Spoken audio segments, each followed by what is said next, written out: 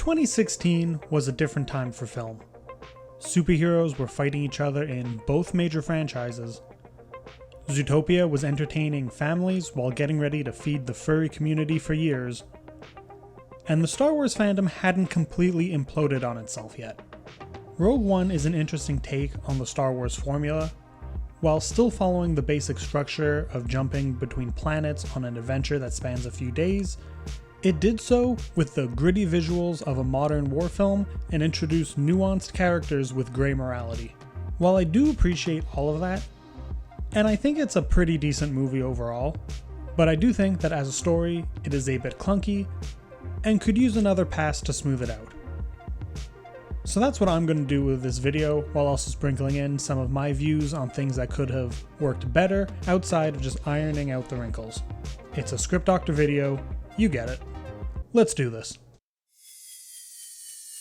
I don't remember seeing anyone excited when they announced Andor. I saw a lot of people who were a little confused by it, not because they didn't like Rogue One, I think that did decently enough, but no one was saying give us an Andor prequel, and now we're gonna get 2 seasons of it. So that's pretty cool, I guess. Not only that, but it's being considered one of the best shows Disney Plus has made so far. But that's not what this is about. This is about Rogue One and rewriting it. So in this, I'm going to come at this from 4 different points I want to cover. I want to deal with the overcrowded cast, the main villain's agency, strengthening Rey, Jin, and her place in the plot, and fixing some of the more convenient plot-telling elements in it. After that, I'll do a quick rundown of the changes made, because I kind of feel like when I do these videos, I pitch everything out in a vacuum, and I want to explain the whole thing when it's done, so that way it makes sense. I don't want people to be confused. I don't know if people are confused when I make these videos, but I don't want them to be, so I'm gonna try this out. Also, it's funny, my release of this is to coincide with Andor, and I'm not really changing much of what he's got going on in this.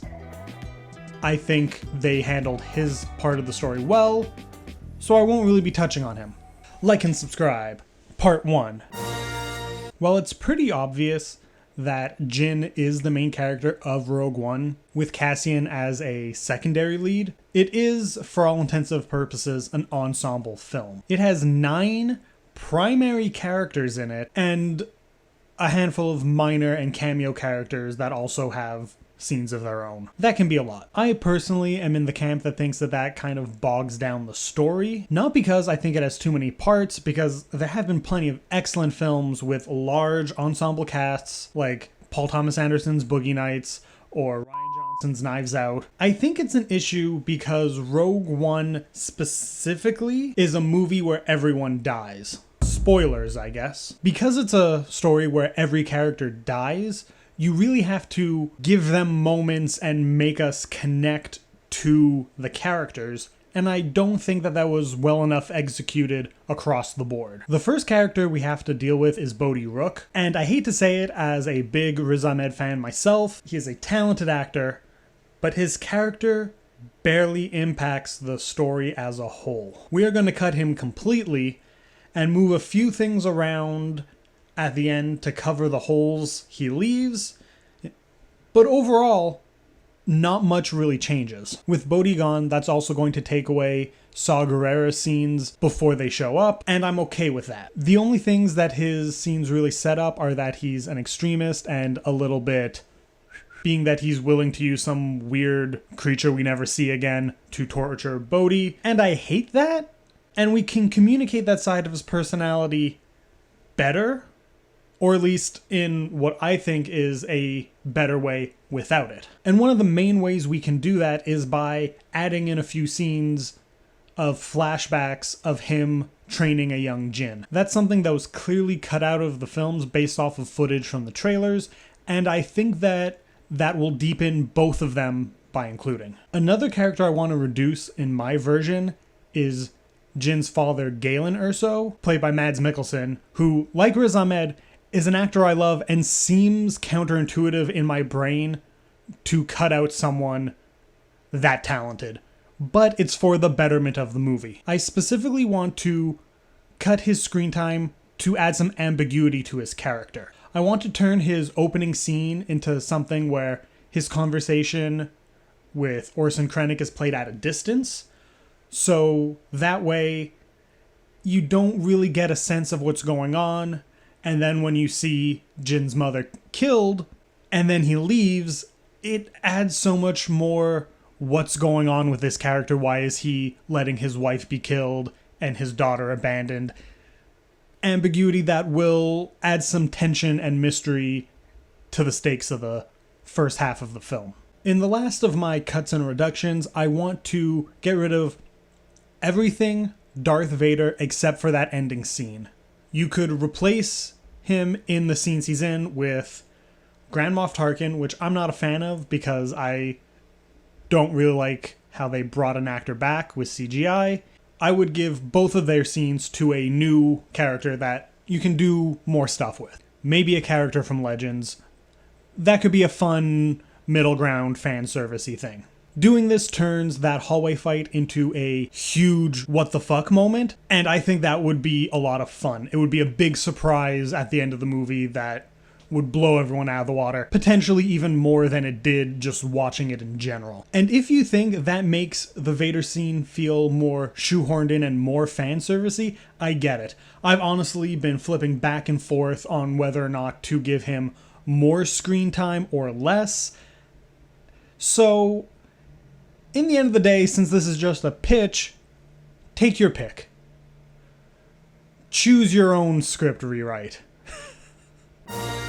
I think Orson Krennic is a really fun character in the film. His push towards building the Death Star, not because he is some tyrannical overlord who wants to rule over people, but just because he is an ambitious military man who is trying to climb to the top of the ranks for pure ambition, is a lot of fun to me. It makes him different because he's trying to climb the corporate ladder. An evil corporate ladder, like Nazis or Amazon. My changes with him are in his relationship with Galen Erso. My first change being that Orson is going to be the one to pull the trigger, killing Lyra, who is Galen's wife himself. I think that would add an interesting layer, especially if we could have him do it as a fit of rage. I'm also going to put a little bit of a change on how Lyra injects herself into that scene, so we're going to put a pin in that. This pin. Aside from that, I want to introduce the idea of Krennic keeping Galen on a shorter leash. I want to have his character be around him more. I want Krennic really just sort of talking to him, twisting the knife, but in a way where it's sort of like Krennic is talking to him like he's a peer, despite the fact that Galen is working for him against his will. I think that would add a layer to this clear hostage situation that could play nicely with these two really good actors bouncing off of each other. This will also be a bigger slap in the face when Krennic finds out that he, a man who he thinks is competent and a powerful leader, let the man that he spends all of his time with be a mole to the rebels. It's gonna get him. You know, it's really gonna get him. And this gives us another opportunity for him to let out that rage like we see when he kills Lyra in the prologue. Also, I can see people who would be upset making Krennic more of a character with anger issues, being that Kylo Ren, that's a big part of his personality. And that's sort of doubling down on certain character tropes. But I just know Ben Mendelsohn would eat that stuff up, so I'm going to do it anyways. I also realized that I just said I was reducing Galen's role in the story, but have given him more scenes, essentially, by including him in Krennic stuff. Oops. So I guess what I'm really doing is changing his role within the story. But Galen being a mole is a great segue into our next segment. See what I mean? Great segue. Follow me on social media. I don't plug my stuff here much, so I decided to try and be better by putting it into the scripts, and I don't feel like that was a very good one. Shit. So with the plans, I don't want the exhaust port on the Death Star to have been a purposeful addition by Galen, because like many people have said before me, I feel like that lessens the work Luke and the Rebels do in A New Hope if their 1 in a million shot was there on purpose. It also just feels added so that way internet nitpickers would leave them alone. Thankfully, this is the only time Disney Star Wars has taken the negative feedback and focused on trying to fix that instead of telling a compelling story. Right? Also, because these plans are now something that they need to recover, not knowing for certain that there is a way to destroy the Death Star in it, it adds more stakes. It adds dramatic tension to the story, and while yes, most people watching Rogue One are people who have seen the originals, that landscape is changing. There are tons of fans of Star Wars in my age group that have grown up with the series and are now showing it to their kids. God, I'm getting old. But as these kids are growing up and they're being shown the movies that their parents love so much, there are options in how you show them to these kids. You could go with release order or some of the other creative orders like the machete order, but you could also just do chronological order, which means you're watching Rogue One before A New Hope. And because of that, Rogue One can't just be sitting there filling up plot holes. It has to tell a compelling story of its own. And for me at least, the most compelling version of this story is these characters risking their lives, not knowing whether or not they are going to, 1, succeed in getting the plans, but 2, get plans that are worth all this work over. It's not because Dad told us that there's a secret solution to all our problems, it's because it's what they need the most, hope. And that's something that ties into the 4th part we're going to talk about. Our protagonist, Jyn Notare Erso, is a decent character, and a big part of her character arc is her relationship with her father. A father who, unlike Rey's or Luke's, was around when she was growing up and then disappeared. So we have a character who has actually had an impact on her, and not in the because they're not around kind of way. So with that, I want to add relationship drama between her and Galen, even when they're not on screen together. Just to, really add some meat to them. As I mentioned earlier in this, we are going to leave what's going on with Galen and Orson in the opening scene ambiguous. So even as we discover, watching scenes later in the film, that Galen is not a bad man, Jyn doesn't know. And because of that, when she sees a man talking to her father kill her mother and then they leave together, it's going to make her question who her father is as a person. With that scene played at a distance from Jyn's perspective, I should specify it's going to be from a young Jyn's perspective, not only is she going to grow up thinking that her father is a traitor, but she'll be blaming herself for not finding a way to save her mother. I've said it before in my script rewrite videos, I love my character drama. Back to the Star Wars plans for a moment. Since we no longer know that there is a exhaust port on the Death Star that is a feature and not a flaw, that gives Jyn and company more agency in the story. After they find out that there are plans located somewhere, they have to make the decision, maybe even against the wishes of Mon Mothma and Jimmy Smits, to go after it. And they decide to do so, again, not because it's a guaranteed there's something in here that'll help us, but because these characters are at the ends of their rope, the world is crumbling around them, and they need something to hang on to. Star Wars at its best is about hope, and that's what I want the second half of the film to be. Trying to find hope. So those are the major changes I have, although I do have some small other ones, but I'm going to include them in my rundown of the plot, so that way we're not just going little thing, little thing, little thing, overall thing. Ready? Okay. The prologue opens with a young Jyn and her parents working on their farm. We can have this be extended so we get to know them and their dynamics better before an Imperial ship in the distance lands and we see a man in a white uniform flanked by guards. Instead of them walking up to the house, they beckon Galen to come to him. The two men greet each other and Lyra looks worried. She takes Jin's hand and they find a place to hide. The guards begin to spread out searching. Lyra runs out to cause a distraction. She's brought to Krennic and he executes her. He brings Galen with him onto the ship and it takes off. Later, a young Saw Gerrera finds Jin. Then we get the title. We get to the main timeline and get introduced to Cassian. The information he's getting now is Jin's location because the rebels think she has information on how to find Saw Gerrera, who's gone AWOL, and he still kills that guy because it was really cool.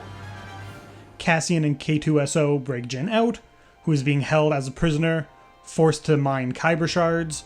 Here we really get the sense that, despite fighting the same cause, the rebels don't trust Jin because of her father. They escape, and Jin leads them to Saw's secret base.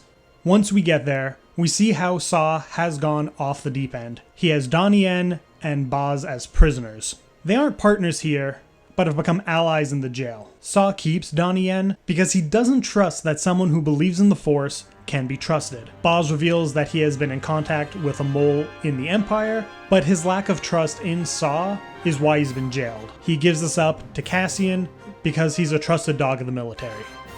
This sequence is also where we get flashbacks of Saw training Jin that highlights their relationship and his extremist mentality. It'll also highlight Jin's fighting skills, which she has learned from him, that will come into play in the action sequences later on. The team discover the mole's location and that they are withholding information in exchange for a rescue, but they don't know it's Galen yet. All of this is intercut with Krennic's storyline, including the new scenes with Galen. He still uses the Death Star to destroy Saw's base. Saw's death in this moment is less of him staring down an explosion and more of him sacrificing himself to get the other characters a chance to escape.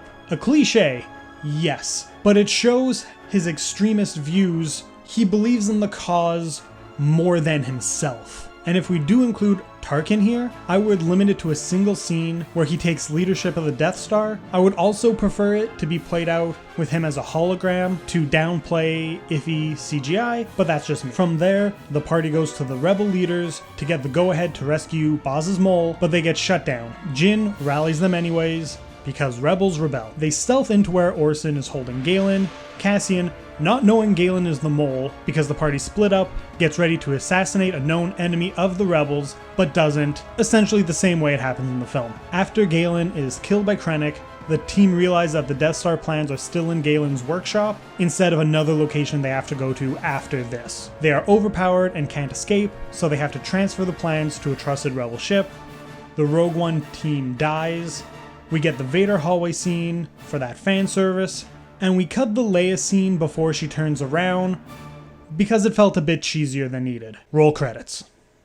And that is it. Those are the changes that I would make to Rogue One if I got the chance to. I want to know if you agree with my changes, disagree, what would you do that you think would improve that film as a whole? And just leave all that in the comments below so we can talk about it. I hope you enjoyed this one. Please remember to like and subscribe. That stuff really helps out a small channel like mine. I've got more videos on screen if you want to check out some more. And until next time, have a good one.